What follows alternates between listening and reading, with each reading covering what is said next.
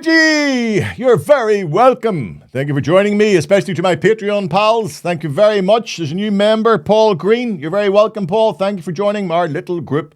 And anyone else who'd like to throw in there would be much appreciated. The genocide in Gaza continues, with the Israeli Defense Force, IDF, displacing civilians into what they categorized as safe zones, only to subsequently bomb those areas, killing thousands. The number of fatalities in Gaza is now over 40,000, with a breakdown of those killed indicating 75% of the dead were civilians.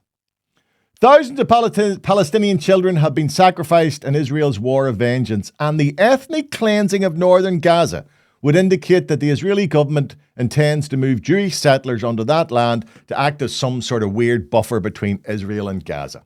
Now, in protest to what is happening, a bunch of local idiots decided they'd interrupt Mass in Armagh Cathedral, condemning what they called the inaction of Christian churches to the war in Gaza. No. Instead of marching on an Israeli embassy or even a British embassy, no. Instead, these heroes chose the softest of targets, and in doing so, damaged the cause they support.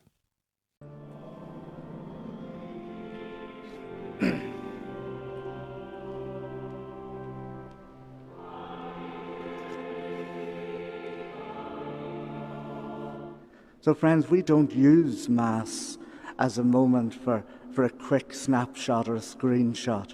We come together to pray for those who are struggling, to pray for those who are suffering. And the organisers of this shambles, well, they obviously didn't bother doing any research, for if they had, they'd have discovered that the very congregation whose service they've disrupted had donated 5,000 to the children of Gaza. As for the Catholic Church not condemning IDF atrocities in Gaza, they'd also missed this statement from the Pope Francis on the Gazan war, which he made way back last September. Continuo a ricevere da Gaza notizie molto gravi e dolorose. Civili inermi sono oggetto di bombardamenti e spari. E questo è avvenuto persino all'interno del complesso parrocchiale della Santa Famiglia, dove non ci sono terroristi, ma famiglie, bambini, persone malate con disabilità, suore. Una mamma e sua figlia, la signora Navda Khalil Anton e la figlia Samar Qamar Anton, sono state uccise e altre persone ferite dai tiratori scelti mentre andavano in bagno. È stata danneggiata la casa delle suore di Madre Teresa, colpito il loro generatore. Qualcuno dice è il terrorismo, è la guerra. Sì, è la guerra, è il terrorismo. In case you missed that, Pope Francis classified the IDF attack on Gaza as terrorism. How stronger a condemnation can you get?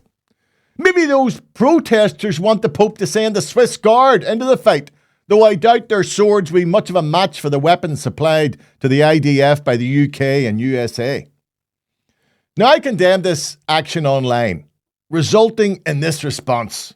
This is genius, right? That's genius, you know? This comment is a perfect example of what is called the false equivalence fallacy. I'm sure the moron who made the statement is ignorant of this fallacy, so allow me to explain it, as I see it all too often online. Like another example would be if this character said to me, right, "You don't love me, so you hate me." This is not necessarily the case, as rather than eliciting either love or hate for him, I view him as an ignorant idiot. So instead, I simply mute him and move on with my life.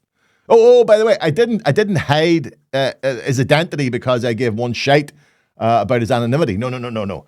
I knew any recognition given to him would be more attention than he deserved. Anyway, so let's be clear. Just because I support a cause does not necessarily mean I support the actions of others who also support the same cause. Good. I'm glad we were able to clear that up. And in doing so, learn about the false equivalency fallacy. Every day is a school day, folks. Every day.